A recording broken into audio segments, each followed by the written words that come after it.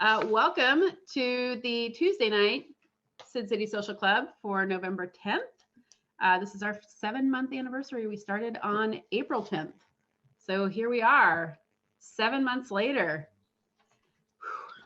Who knew? Who knew? Okay, so I am going to share a video that Sid wanted to share. Yeah, before you share it, I just want to give people a little bit of prep. Don't get angry. That's the only prep I'm going to give you. Oh gosh, all right. So, okay, right. And I asked you not to get angry because sometimes just seeing these colors next to each other, these people, these two sides, just sends me into a kind of, whoa, I'm irritable. But there was something really cool about it. And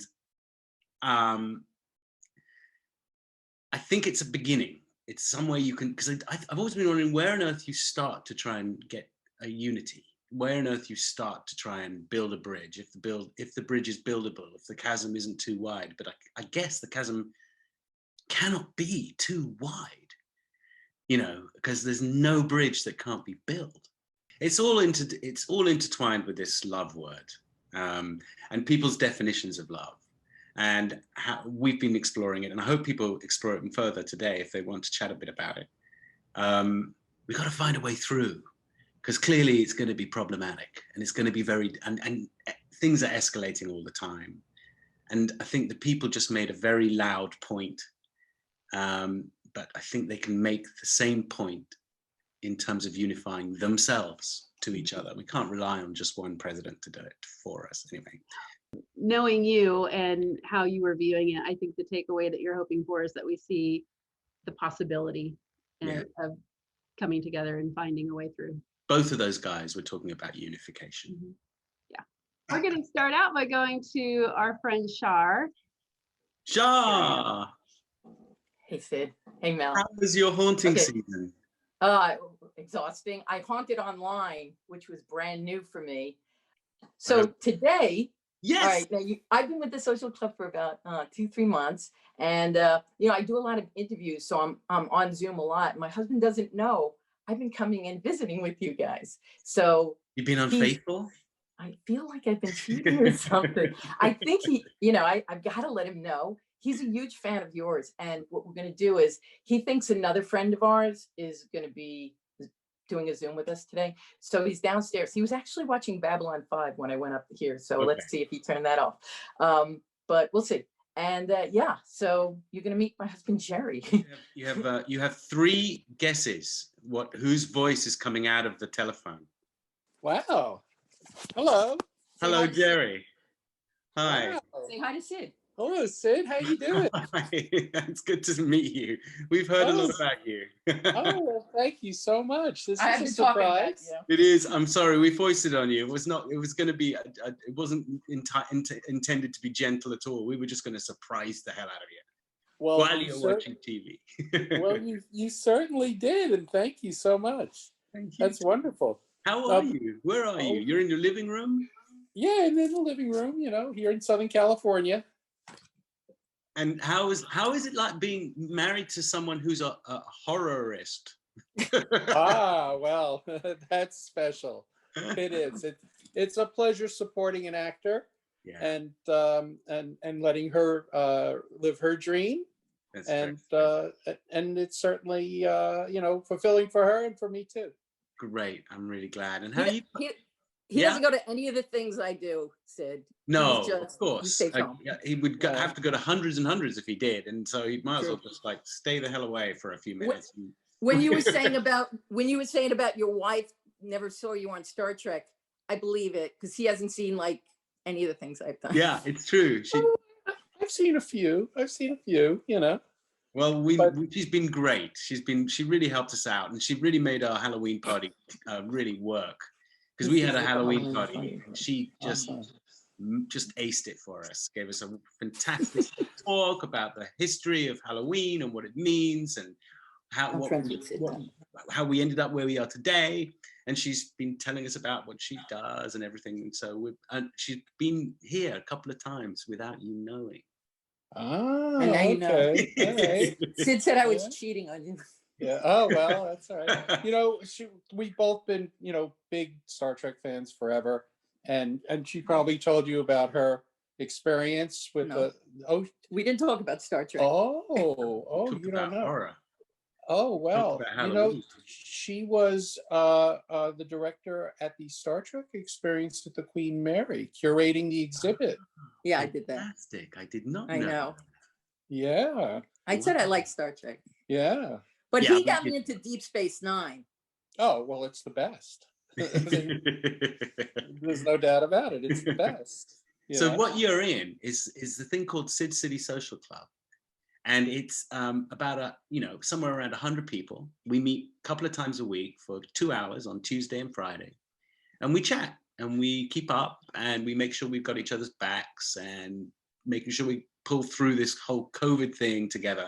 And we have a lot of new people come and people who come and go and a bunch of people who don't talk and a bunch of people who just switch their microphones off and their video cameras off and just have it on in the background, just so you get an idea of what you're actually in. This isn't just you and me.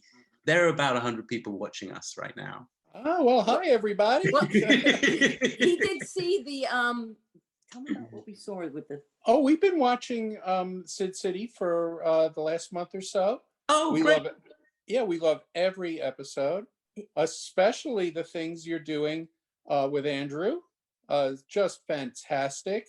It's like seeing new episodes, and what you guys are doing is just wonderful. Well, it's really helping us get through things. I'm really glad to hear that. We're going to do a bunch more episodes starting in the next week or so. We're going to be on to watch those. We're off and running again. Oh, good. So we're gonna watch them do it live, okay? Fantastic. The guys who write that are I think on today. At least Matt's here, so we can confirm whether or not we can do a bit more of this. Oh, that's awesome! Good. Oh, I love that. Dotting some I's and crossing some T's, and once we've done that, we'll get cracking. We'll be back in the saddle. I know Andy's looking forward to it. Oh yes, he's one of our favorites. Good. What do you do? What do you do? What gets you up in the morning? Well, for a living, I work for the federal government at in HUD's Office of Housing Counseling, and and we help people who are having trouble with their mortgages or facing eviction, and we manage grants for about 1,700 housing counseling agencies nationwide. Tell me your fun things that you do. Don't tell me about your work. I'm curious about that though. I'd love to hear about the fun stuff, but because you have a different thermometer or barometer of this COVID problem that we're all going through from a unique perspective, from a housing perspective. Sure. And there's been a lot of friction isn't too strong a word, but a lot of concern, worry about people losing their and being evicted and not having enough money to pay mortgages. Have you seen any movement in any direction one way or the other, or have things been pretty stable from where you stand? Stable, but probably losing ground. Occasionally you hear about lapses in regulation that cause evictions, and then they get repaired, and then the evictions stop. So around the country, we have a lot of demand for this phenomena that's occurring where suddenly you'll see some evictions crop up, and then our agencies deal with it, and municipalities return to moratoriums to keep people in their homes, because the worst thing that could possibly happen is to have more homeless people on the street, and especially during a national emergency. Yeah, absolutely. And especially California, which has been in a lot of trouble for that particular area for the last few years. It's had a hard time, at least as far as Los Angeles is concerned. I don't know other areas. Most definitely. But, there are good things happening in the state of California as well. The State Housing Finance Agency, Cal HFA, is doing a lot of support for people who are losing their homes or in danger of losing their homes. They're, I think, going to put $300 million towards housing counseling just for the state of California, and that's going to be a big help. So if someone was concerned about money, particularly, and they were at their kind of wit's end, and what would your advice be about planning ahead for maybe getting into financial difficulty with the landlord, or getting into financial difficulty with the mortgage company? Is there something you would advise someone to go, you know what, you can always try and do this a couple of months ahead, so you don't just shock everybody by being in arrears? Oh, absolutely. If listeners go to HUD.gov and click on housing counseling, they can make an appointment with a housing counseling agency, and they could help plan budgets, figure out strategies for saving money, do financial education. And if there is a problem with a lender or a landlord, they could help the client, we call them client or consumer, work it out. Yeah, so they'll negotiate perhaps on behalf of the client. Exactly. To try and alleviate the worry, which is so stressful that it can actually make you unwell. And it's free.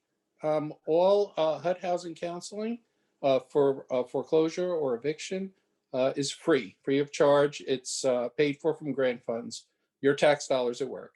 Yeah, fantastic. But and I guess the advice is to try and do that in anticipation of getting into trouble, rather than getting behind and then reaching out for help. The sooner you reach out for assistance, the better off the outcome. Yeah. I mean, I'm sure all our guys are fine, but I just like everyone to be prepared in case things get more difficult. Sure, and you never know. You might have a friend or a family member that is getting into trouble, and this is a resource that anyone could avail themselves of and should. Jerry, you're a natural in front of the Zoom camera. He doesn't like doing Zoom, though.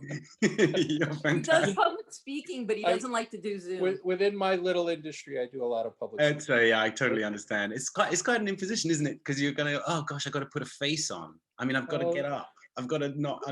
If it was a phone call, it'd be fine. But I've actually got to figure out what jersey I'm wearing. Yeah. For you, anything. Thank you, Jerry.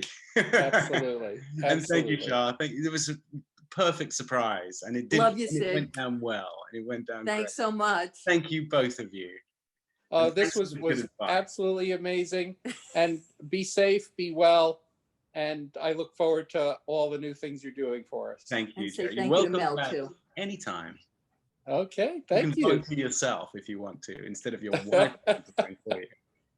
Well, I may take you up on that. Okay. Thank you to Mel, too. Nice one, thank you. Oh, and thank you to Mel as well. Yeah, Mel runs the whole thing. It's her shebang.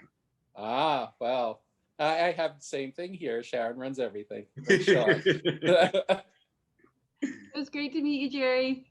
Oh, hi, Mel. Thank you. Same here. Good to meet you, too. All right, we're going to go to our next duo. We have Zoe and Kayla. Hi. Hello. Look at you both. You must be related on some level. We have the same genes. We're twins. We're identical twins. That's fantastic. Yeah. Well, you're very welcome. Oh, thank you for having us. And you both look extremely well. How are you doing? Thank you. Well, I don't have much occasion to get dressed in the past 7 months, so I put on my favorite shirt. Oh, nice. Well, we're honored. Thank you.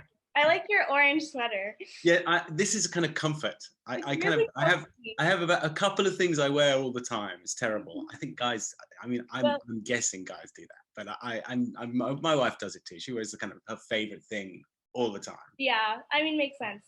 Yeah. I mean, we only see you twice a week, so I'm not gonna notice. Where are you? Where are you both?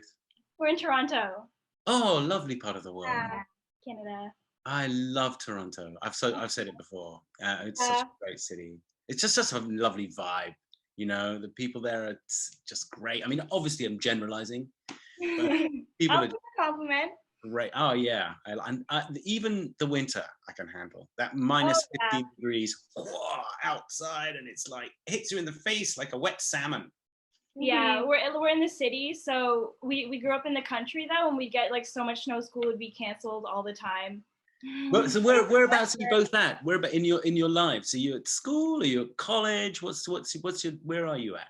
We're both on like Zoom school right now. Yeah, Zoom school is absolutely demolishing us. Which sucks because usually I love school. It's like it's really easy for me because I do the readings because I'm so excited, and then I just like remember everything because I'm like, that is such a fun fact.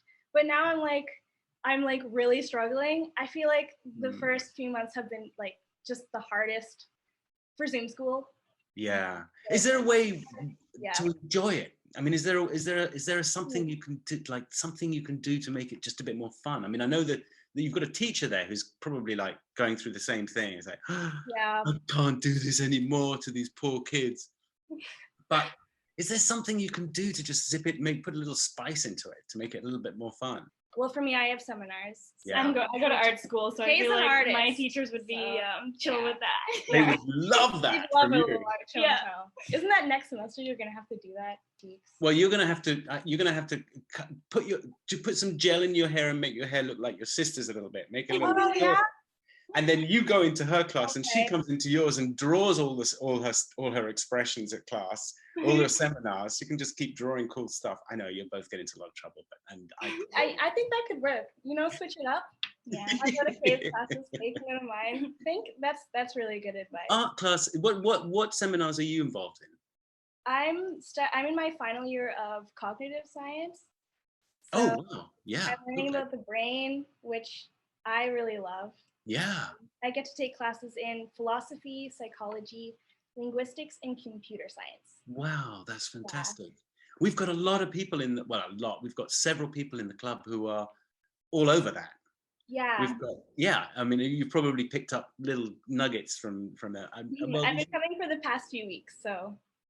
Okay. You haven't been here very long, but and of course there's other stuff too, because we occasionally talk about things like, you know, openness and what it feels like to be in pain and all that kind of stuff.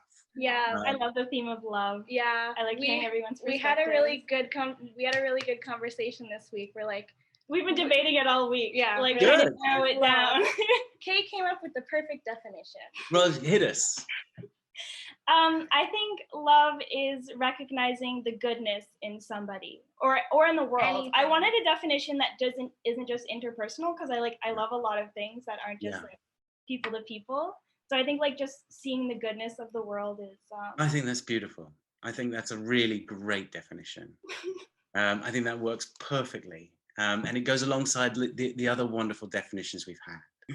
I think it's a great conversation to be having right now, because it seems to be it just seems to be a little lacking in love when you watch other stuff. I mean, when you feel people and you talk to friends and stuff, love's all over the place, and that's fantastic. Exactly. But when you watch it objectified on the news or on the TV, which you can't avoid anymore, on the internet, when you go, it just seems to be loveless. We'll start small. I don't get people who don't like tell their friends they love them, or like they keep it as like a very sacred word. I think whenever you feel love, you should just tell people that you love them. I think that's a great idea. Good. I think it actually is happening a bit.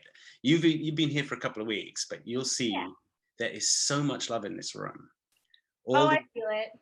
It's really nice. People. We're all totally head over heels, and we're all helping each other through some pretty tricky moments. And what do you guys cook for each other? How do you do?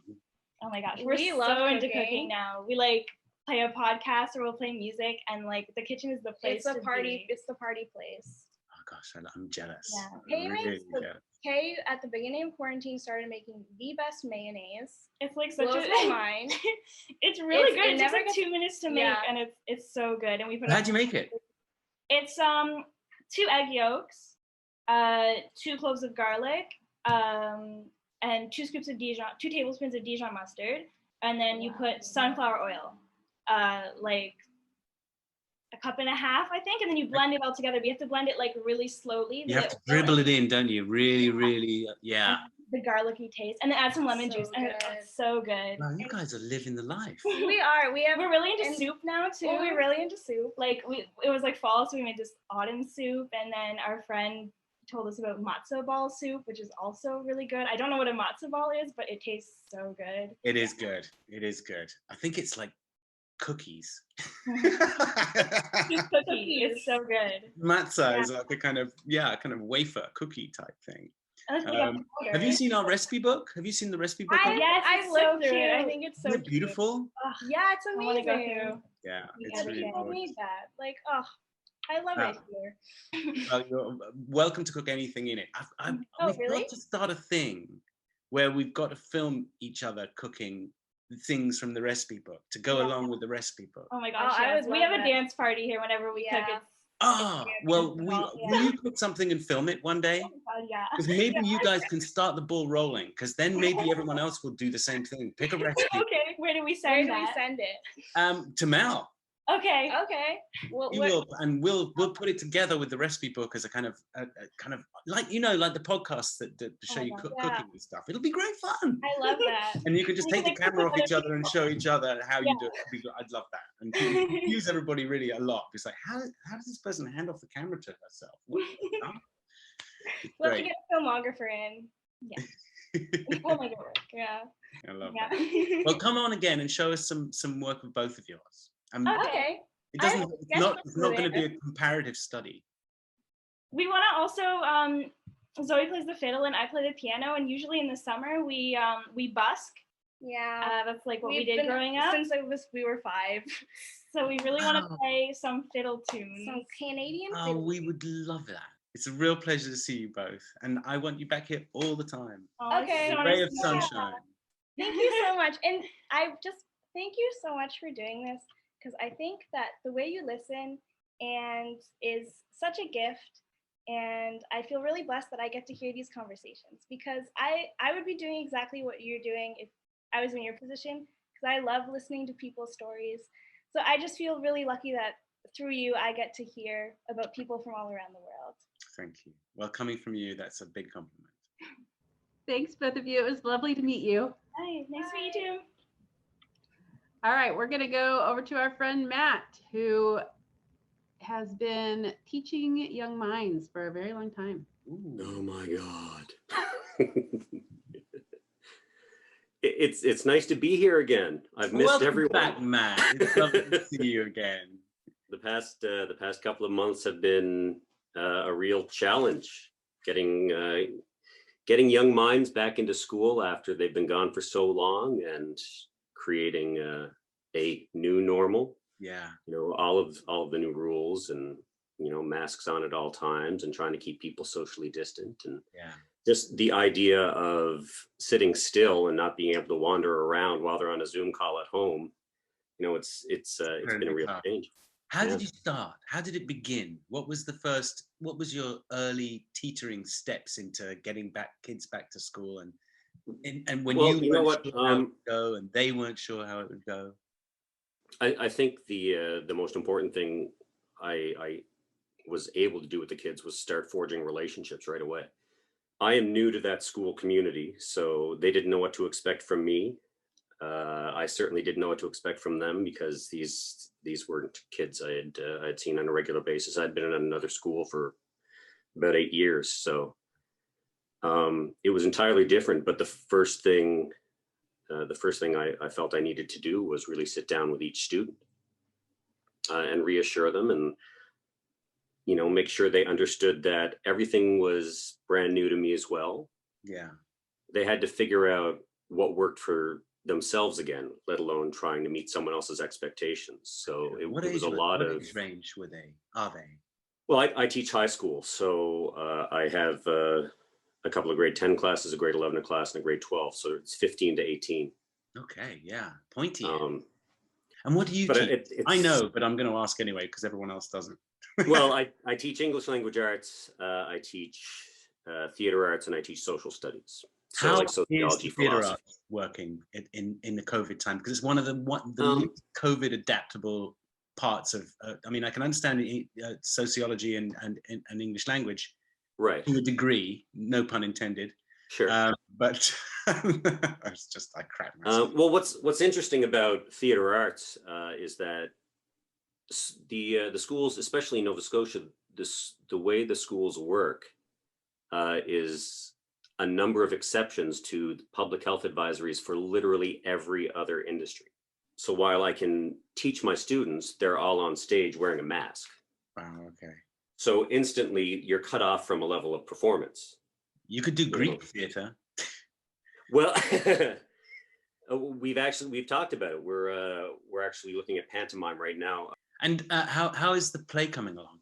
Because for those of you who don't know, Matthew is the writer, co-writer. I don't know if you're the writer or the co-wrter of our series. I'm the writer. Craig used to read and add. How is it coming along? Are we ready to start any kind of imminently? Yeah, absolutely. The first 3 are done. The last 3 are outlined with 4 about halfway done. So we can start whenever you're ready, whenever everyone is ready. Yeah, I'm so looking forward to it. I'm excited. I think the whole social club is going to be thrilled. I think the people who find it through YouTube and StarTrek.com are going to be very excited. Yeah. How do you find time to do the play, write, and obviously prepare classes, 3 different classes for a high school? For me, writing is quite cathartic. It's really the only outlet I've had. The community I'm teaching in right now is dealing with a lot of poverty. And there have been a few situations that have been incredibly challenging. Social workers have been involved. And so there's been a lot of stress getting started. And, part of that is trying to create a normal out of something that is utterly abnormal. Yeah. So students who are acting out and community issues that are kind of bleeding into the school have it's kind of been this perfect storm. Yeah. But looking to characters I love and, continuing on with a story that we've already established. Do you have anything you'd like to say about love? Do you think there's anything that we haven't already? Well, I thought it was interesting that you showed that video. A good friend of mine, we worked together a few years back before I got into teaching, and she's of Dominican descent, and she was very excited when the Associated Press made the official call favoring President-elect Biden. She had posted something to the tune of, "Forget all those people who voted for Trump. It shouldn't have been this close. There shouldn't have been that much support for a man who divided the country the way he did." Yeah. And being my eternally wise self, I thought what I was saying was helpful and sensitive. And, we all make mistakes. And I think to a certain degree, it was sensitive, but maybe not helpful because of her situation. I mean, she's a person of color, and that is not an experience that I know intimately. Yeah. And my response was, I think this has to be a time where people who are divided by ideology come together and find common ground. So it was kind of me trying to say, you need to love your neighbor. Yeah. That's more or less. Yeah, sometimes. I mean, I'm aware that we've got a broad church here in this community. This social, sure, and a few of us are genuine Trump fans. Yeah, and or supporters, and I'm sure. really sensitive to their being comfortable. And so I don't avoiding the kind of whole notion of them versus us-ness, right? The whole Trump thing, but I think what can be key is that it's not necessarily that all of Trump's policies were bad, but he's a very reactionary individual, and that can be polarizing. That can be I just think it's interesting that with this group, this crazy group with a big crazy wonderful community group. And all sorts of different elements of knitters, hundreds of knitters here.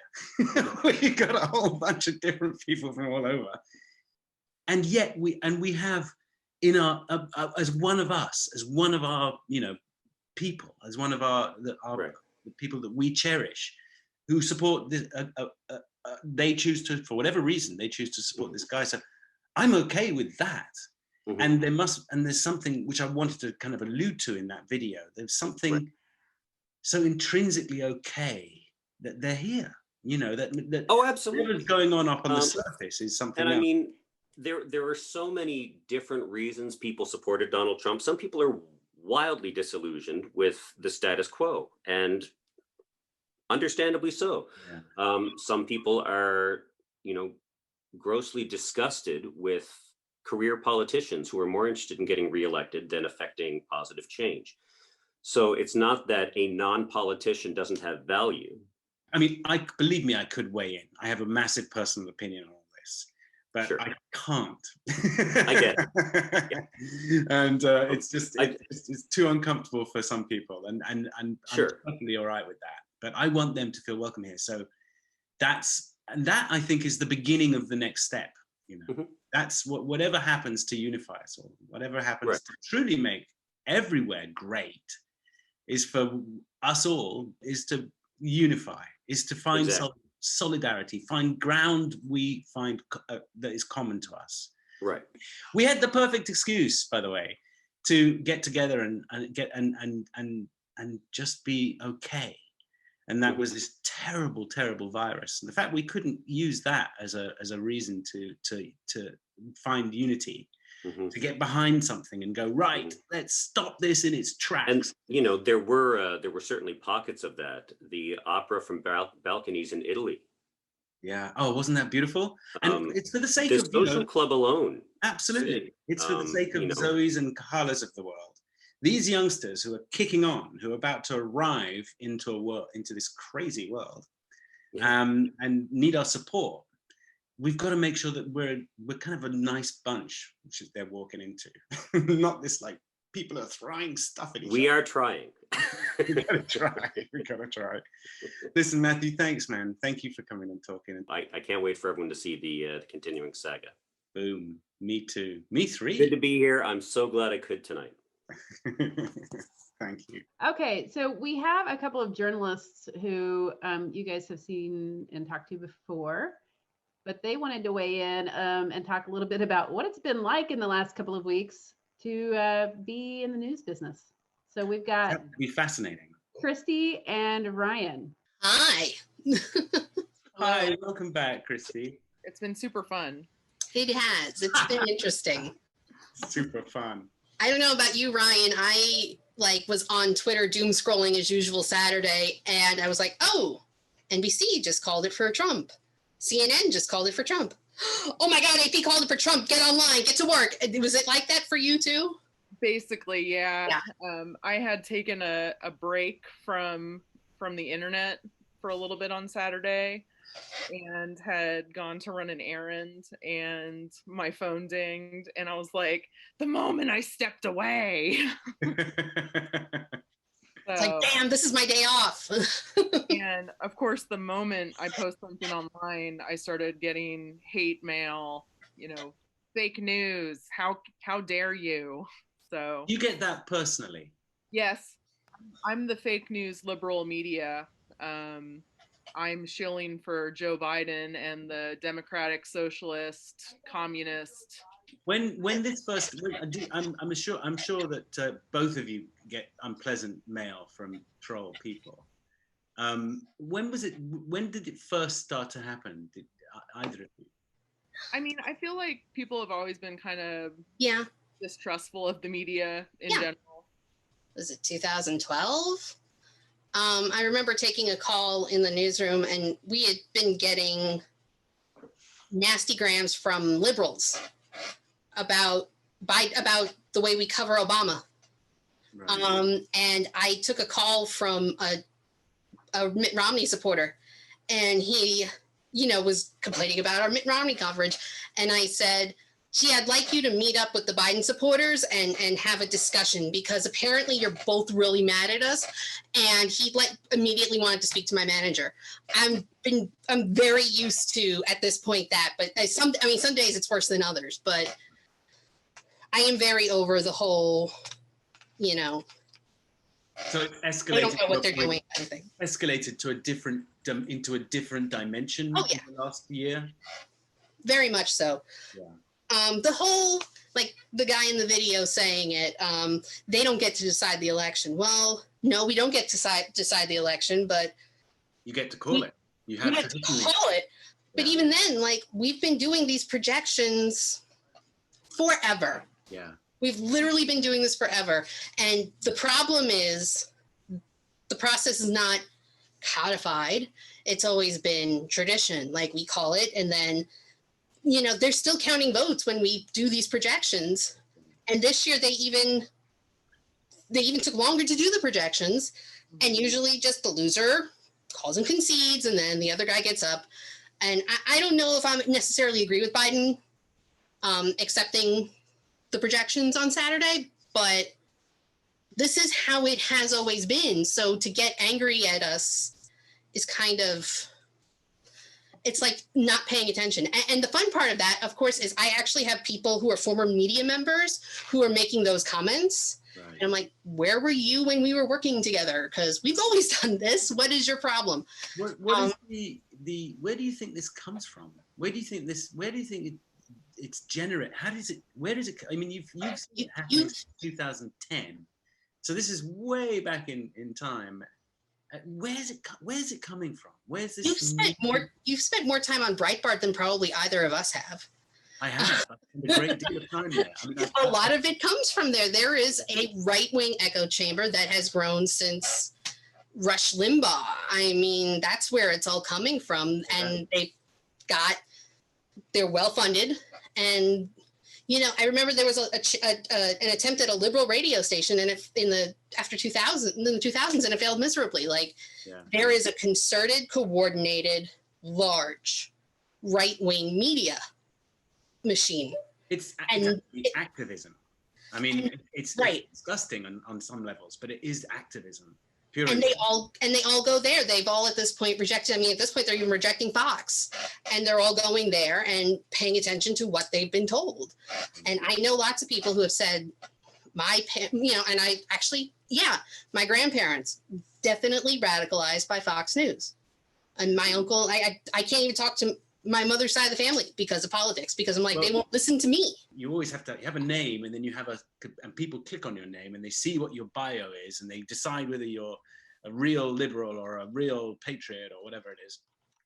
And that whole taking a joke thing, I think that's what immediately was reported on social media after Pompeo made his comments today about, I think we're going to be transitioning to a second Trump term. And I'm going, well, that is just, at some point we have to stop saying, oh, it's a joke. Stop looking at, oh, it's a joke, and think, maybe we need to start taking these people seriously.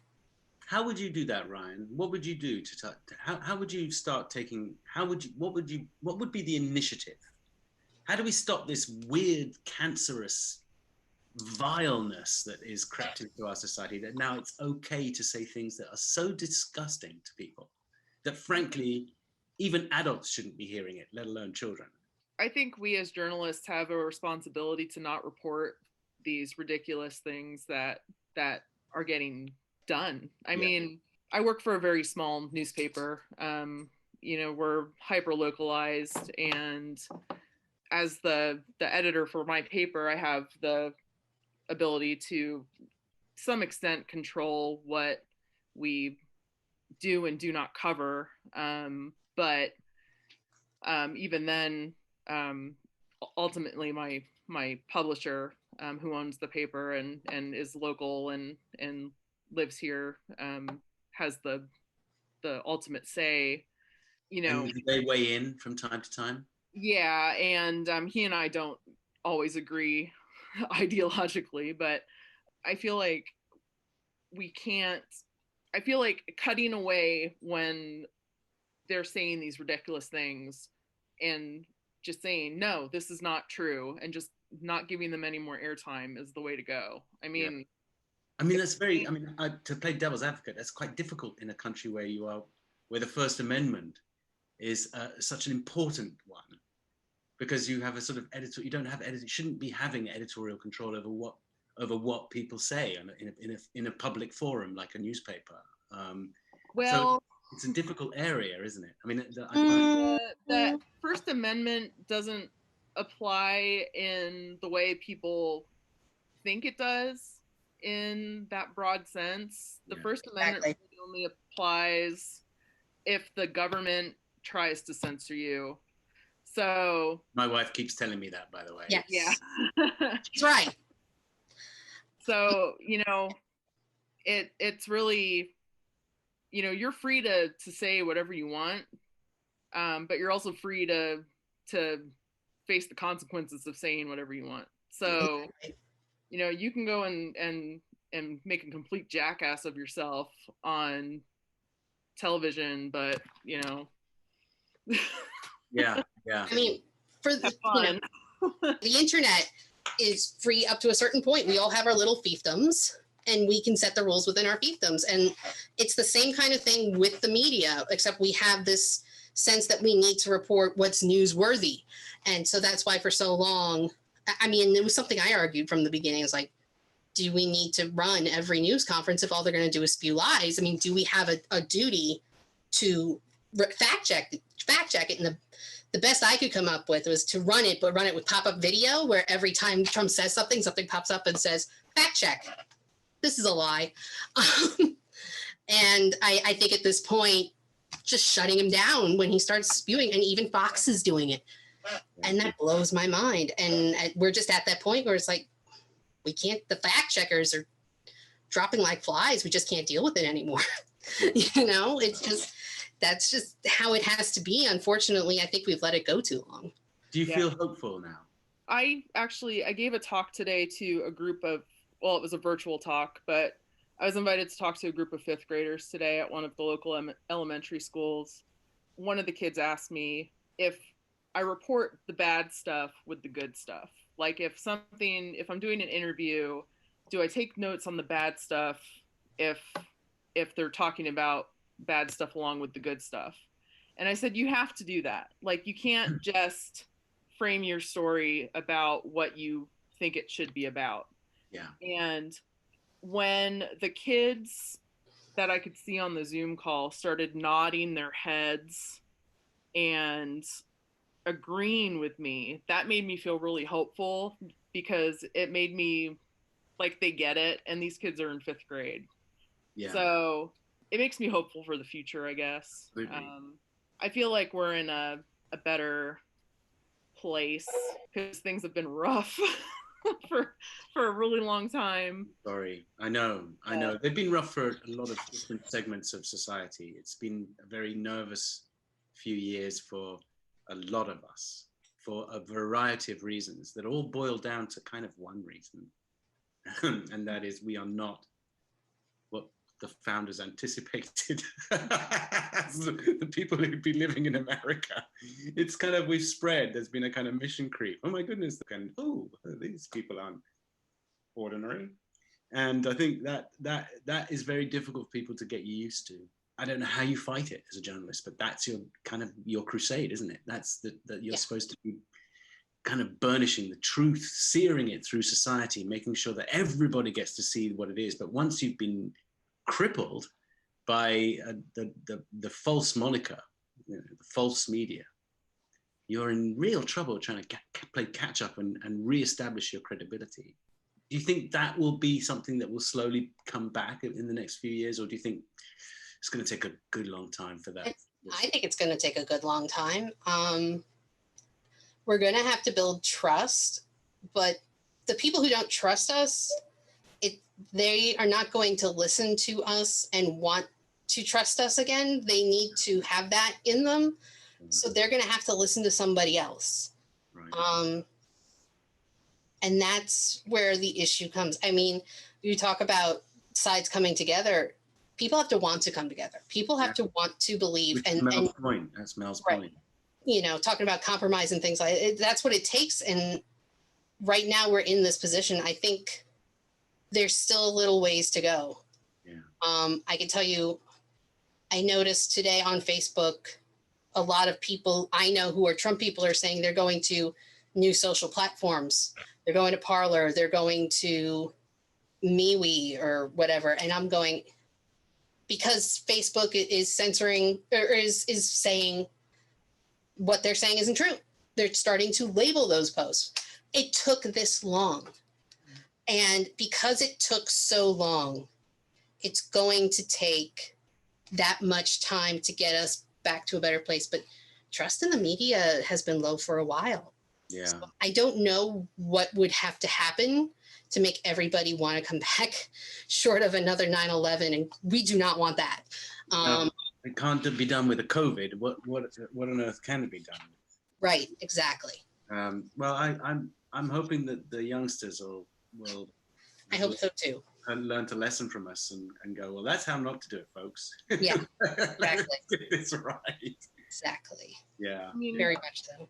I think the people that really distrust us are the loudest in a lot of ways, but the fact that more people in the history of elections in the United States have voted for President-elect Biden, I think that speaks volumes. It does. I mean, it has to be said in the name of journalistic truth that the second highest vote for someone was for Trump.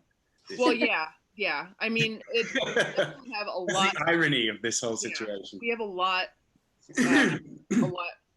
of work to do. Yeah, and you've got to lead the way. You guys have got to lead the way. I mean, we'll help. The artists can help, and all of the social clubs of the world can help too. The biggest thing I could say to that is to support your local media. Exactly. Support your local media. Definitely support like your local newspapers, your local TV stations, your local radio stations. We're the ones that have, we're the ones that are really having the stakes in your communities, and we're the ones that really care about what's happening in your communities, and we're your neighbors. Yeah, absolutely. And to that point, when we talk about, as she said, like the sides are the loudest, we really need the people in the middle to get active and speak. And oh, by the way, get back to watching the news, which a lot of people don't do. In general, they don't watch the news. They don't pay attention to those local political groups, those local government groups that, as you've said in the past, are so important, and we all need to pay attention to it. And that probably would do more towards rebuilding that trust than anything else, is those kind of apolitical people who are just going about their days. Check your phone and every once in a while and see what the headlines are on your local TV station or your local newspaper, because absolutely, know what's going on in your community. And if you don't see the news that you want to see, demand that you get it. Mm-hmm. I can't tell you how many times that people complain about what's going on in government, but when we post stories about them on social media, they don't get the attention they should. Random stories that bring out emotion get the attention. The water skiing squirrel, the crime down the street. That's what people care about. The biggest story, swear to God, one of the biggest stories this week for my station was not the election. It was the fact that they've broken ground on the first White Castle in Orlando. That says a lot about people. And I think we need to kind of remember that we need to get back to a point where we have our dessert, but we've also eaten the broccoli, essentially. And the regular news, that's what it is. So, well, one of the things that's been eclipsed by this presidential hoo-ha is this year's intake into the House and the various local governments around the country, state governments around the country. Wow. You'd never see the day. At least 2 transgender people now have been voted into government, either in state or Senate. We've got a lot of LGBTQ people. Yes, very much. It's pretty amazing. That's inclusive. More Native American people voted into power than ever before. Yeah. What Stacey Abrams has done in Georgia is absolutely amazing, as well. And that work she's doing to kind of change people's attitudes and get people out and be active in your government. It's your government. Yeah. We just report on it. Absolutely. We've got a lot of work to do.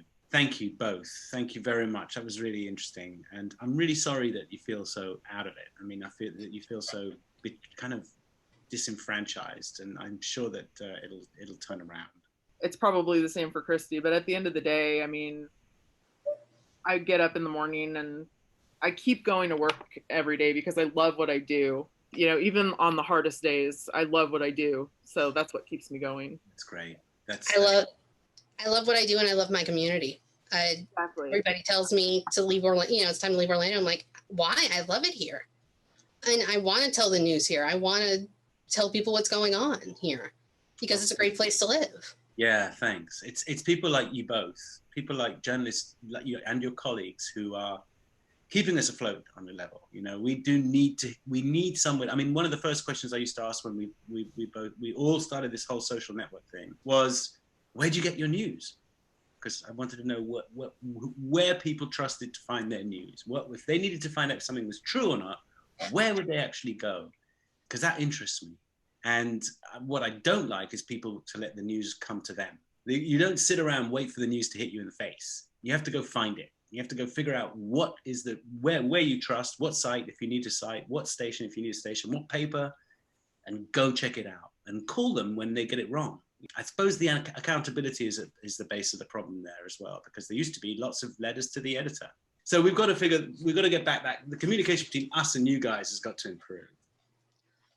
I think we definitely get communication. Not improve. It's going to be more productive, constructive. Yeah. Oh, yeah.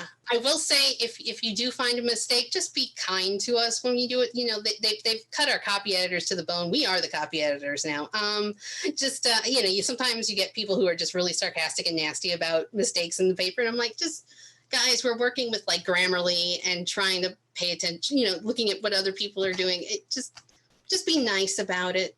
Okay, I promise. Okay, thanks to both of you. I was just going to mention, I forgot to talk about this at the top of the show.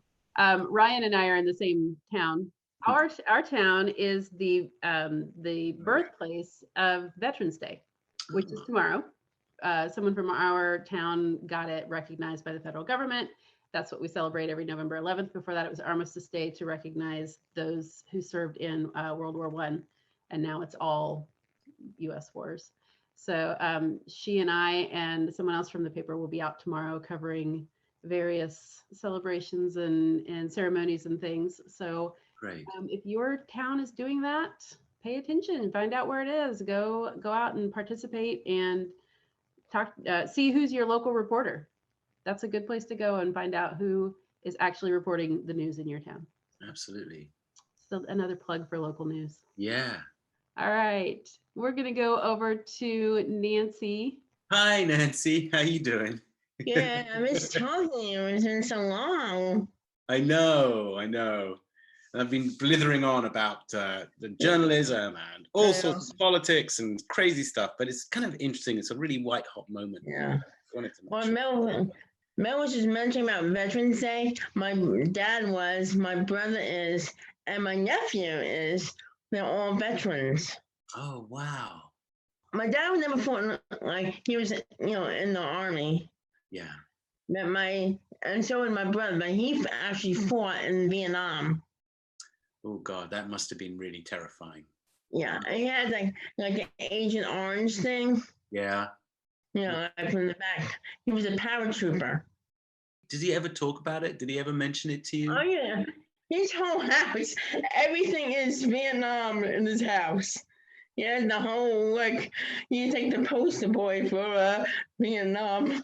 Wow. What kind of thing? What sort of, just like memorabilia? Well, memorabilia from military, okay. Like the army stuff. Yeah. And how is he doing now? He's okay. I visited him last Christmas. I guess I'm not visiting this Christmas, with the COVID. I went there last Christmas. He lives in Pennsylvania. Oh, wow. Okay. So he's where are you again? I can't remember. Bethpage, Long Island. Okay. So you're not so far away from each other. It's about sort of an 8-hour drive. And what was your nephew? Because he's probably the youngest member of the family. Afghanistan. Okay. Yeah. Yeah. And he was in the Marines, actually. Wow. And is everybody in your family good? Are they all happy? Yeah. That's all. Yeah. Yeah. What would you say if I asked you?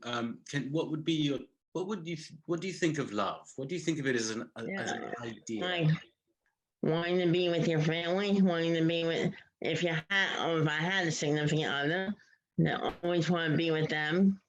Yeah. That's beautiful. I think that's great. I haven't seen my daughter like in person in a long time. How old is your daughter? 20. She will be 24. She's just a few months younger than Django. Oh, his okay. son. So yeah, that's the kind of age where Very close in age. it's the kind of age where where kids like disappear for a while. I showed her that picture of you as David Bowie, and she responded right away. Yeah, I'm not surprised. She's a huge fan of David Bowie. Yeah, that would have been very upsetting for her to see me doing that. No, she loved it. Oh, okay. You said she was frightened and ran away. No. How's life in your town? How's the COVID thing? But I know that everyone I see wears masks. There's no one's being pain in the butt about it. Yeah. All got masks. So we haven't had any issues lately. So. Yeah, it's kind of blowing up quite a lot down the middle of the country, all the way from the top to the bottom. It's kicking off. Yeah. I went about a month ago. I went to a shopping mall with my wife, and we decided to eat at a restaurant. We hadn't done it for a long time. Massachusetts was then in phase 3 or 4. It was like opening up. Yeah. They were pretty cocky and happy with themselves. And I remember both of us, we sat outside. You could sit inside, but we sat outside. But we were so freaked out. We didn't enjoy our meal at all. We kept worrying about every passerby, every pedestrian, even the waiter coming to us. We were just, put the mask back on. How's your food? It's fine, thank you. Yeah. And are you keeping well otherwise? Are you keeping healthy? Well, I just had a kidney stone blasting removal today. I gotta try to lose weight and try to stay away from carbs. I read some things I'm not supposed to have. One of them was spinach. I'm like, that's my only favorite green vegetable. What am I supposed to have now? That's crazy. I know. Is it still something you're not allowed to eat? Well, I'm not allowed, but it's unadvisable if I don't want to get kidney stones again. Oh, right. This is a green vegetable. It's so weird. Do you like kale? I've never tried. I'll tell you what to do with kale. Do you have a toaster oven? I have a Vortex. Okay. Anything that has a kind of little broiler thing on it, if you get some kale, and it's like the cheapest thing because no one likes it. I love it, but it's one of those things. Yeah, real strange ones. Curly kale or anything like that, and you stick it, and you take off the thick stems because it comes with really thick stems, and you just have to cut those out. It takes about 5 minutes to prepare. You cut the thick stems of the kale off, you flatten it out, and then you cut it into strips. You either spray it with oil or wipe it with an oil-soaked cloth. Yeah, wow. Just a light coating of oil on it. And you stick it into the oven at a kind of medium-high temperature, sort of around about 400. And then you turn it over and you salt it. And then you put it in for another 5 minutes. So you just keep looking at it, and it gets really crispy. And then it's getting crispy. It's not necessarily burning. I mean, it might be burning. You want to definitely take it out if you smell it. But then take it out, and it's like chips, delicious chips, and it tastes like spinach or seaweed. It's like a mixture of interesting flavors. It's one of the most delicious snacks you can do, and it's the only way most people I know will eat kale if I serve it to them and they don't realize. I guess I gotta look at that list and make sure it's not on that do not eat list. I'm hoping it won't be, because it's really good for cholesterol, and it's really good. It's packed with proteins, all sorts of good stuff in kale. Listen, thank you for calling in. I mean, talking with me. And we're gonna probably get enough time to talk to someone else. Try the kale thing. I'll write it down if you need it written down. Okay. All right. Thank you, Keith. Bye. We're going to talk to Keith, who we have not talked to in ages. Hello. He ditched us. Oh, yeah, absolutely. Hi. I've seen you around. In and How out. are you, Keith? At the moment, I'm a little concerned. I ran into a friend of mine yesterday who thought she had a sinus infection, and turned out she's tested positive for COVID. Oh, So I have to call and get the test tomorrow. yeah, you do. I'm sorry. I hope that all works out just fine. So am I. I'm Oh, how who- worrying. yes. I'm so sorry. I'm still here. You're Yeah. still here. It's true. I've been Absolutely. sitting And over here playing Rip Van Winkle this evening. are you still playing? You still playing songs and singing? Yes, sir. I am. I haven't been doing anything much for the last month or so, actually since September, because I sold the house I was in and just moved into this new house for me this past Thursday. Oh wow! Congratulations. That's a Thank big you. deal. Thank you. Yes. Wow. Where have you moved into a different world, or is it the similar neighborhood, or is it like dropping in like an alien from another planet? Actually, I live in. I was living in Roanoke, Virginia, which Roanoke and Salem, Virginia are kind of like this against each other. Yeah. So I just moved from Roanoke to Salem, Right. across town. And this past Sunday, I turned 66. Wow. Fantastic. Yeah. Happy birthday. Thank you. Yes, boxcars, I guess you would call it. I was joking with a friend of mine, I could add another 6 to my age and become the Antichrist if I wanted to. Well. Yes, I'm still working on music though. In fact, one of my friends and I were discussing something this past weekend while they were helping me move in, and he was talking about having a spaghetti incident while we were listening to Bob Marley and the Wailers singing Reggae Accident, and all of a sudden through my head started going, it was a spaghetti incident. Yeah. That's really perfect. You could do that. You could do a spoof. Absolutely. Well, I told him, in fact, I looked at him and went, damn you, now I'm going to have to write that. Yeah, you're going to have to write that song. You are going to have to write that song. That noise you just heard was Charlie waking up. Oh, how's Charlie doing? Charlie's doing fine. He's adjusted to the house better than I have. not peeing on the floors? No, it's nothing like that. It's just I'm having to get used to the new temperature settings in here, because the house that I had before was 1,100 square feet, and this one is almost 2,000 square feet. Oh, brother. So you're actually, yeah, you can overheat that, underheat it quite easily. Oh, yes. The main thing I've been doing the last few days is going, okay, now my Amazon Echo screen is in which box? Oh, gosh. Yeah, of course. Because I had movers do it all for me. So I would go into a box marked kitchen and come out with something that went to the bedroom. And I'm wondering, why did they mark that? Why did they put this in with the kitchen stuff? The incompetence of people. Oh, we've got room. Shove it in there. But it's okay. You've moved in nice and you like the place. I like it. I am very close to some railroad tracks.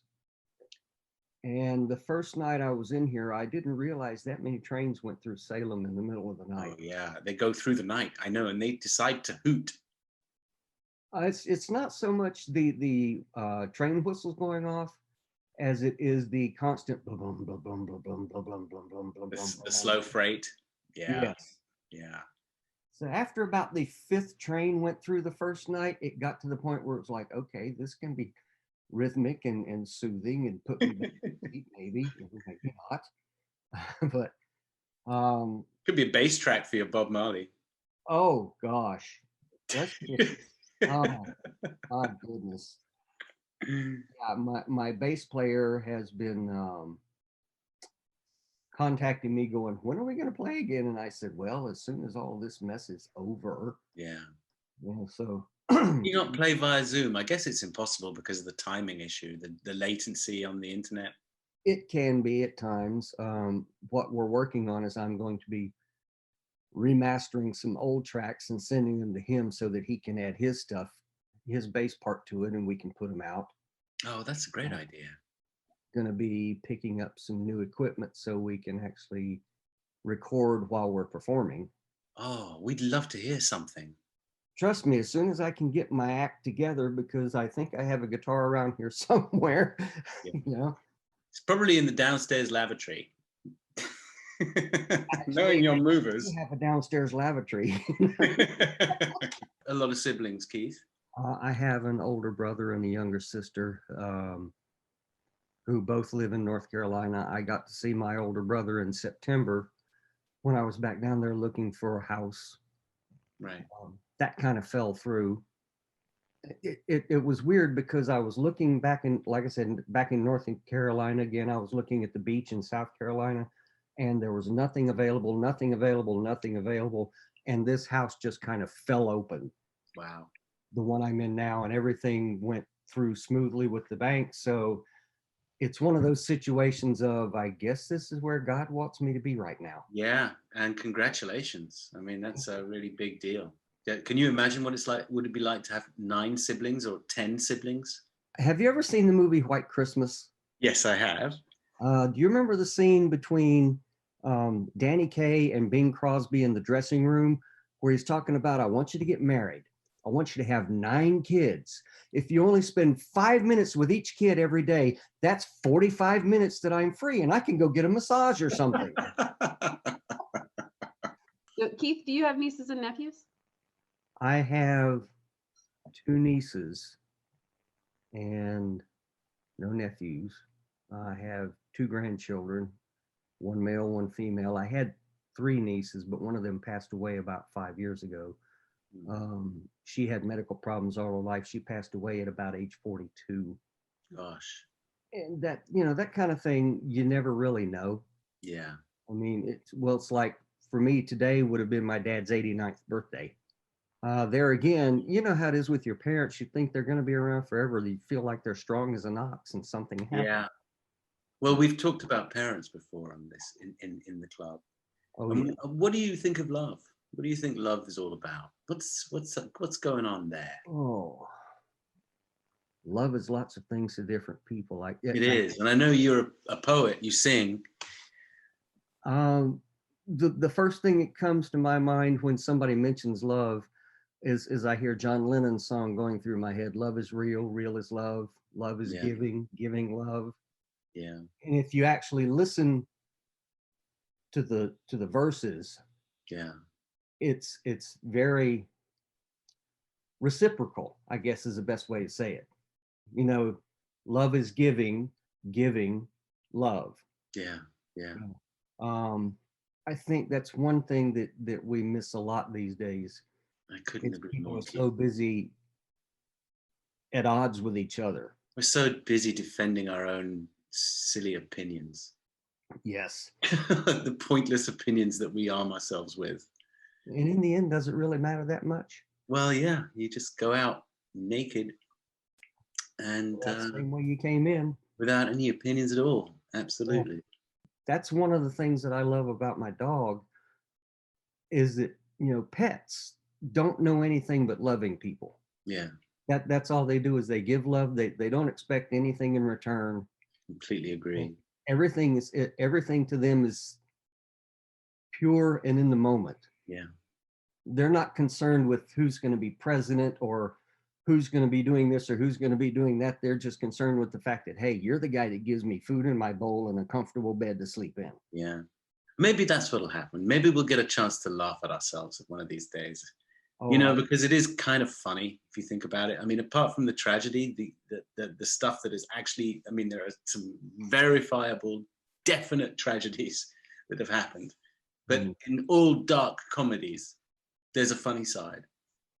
And maybe we can laugh about just the way we've been behaving, like asses, with a lot of us. Keep telling myself, well, my opinion to me is just as important as their opinion is to them. So why should I hold their opinion against them if you're not out committing crimes, doing bad things to people, whatever, and you want to live your life your way? Why should it matter to me? Absolutely. That used to be the American way. When I first came over to the States in 1990, as late as 1992, that was what the Midwest was like. You get on with your thing, you live and let live. Mm-hmm.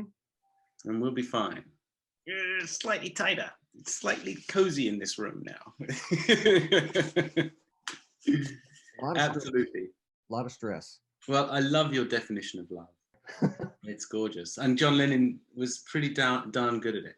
And I think so. He was way ahead of his time. He would have been like a huge hit sensation even today with that poetry and that soul that he had. We're losing.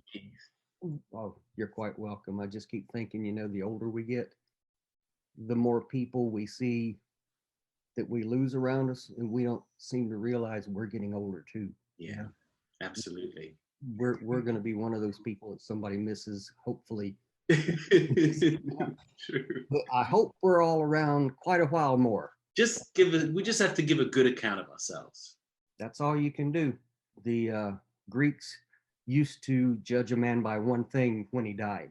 Did he have passion? Yeah. And that's what matters most. Do we have passion? Yeah. Do we care about the people around us? Do we care about others more than ourselves? Do we take care of each other? Love. Yes. Boom. Thanks, Keith. Oh, you're quite welcome. Good to talk to you again, both of you. Thanks, Keith. It's good to see you again. Okay, we're going to wrap it up there, you guys. Thank you, everybody, for joining us. Have a great evening, guys.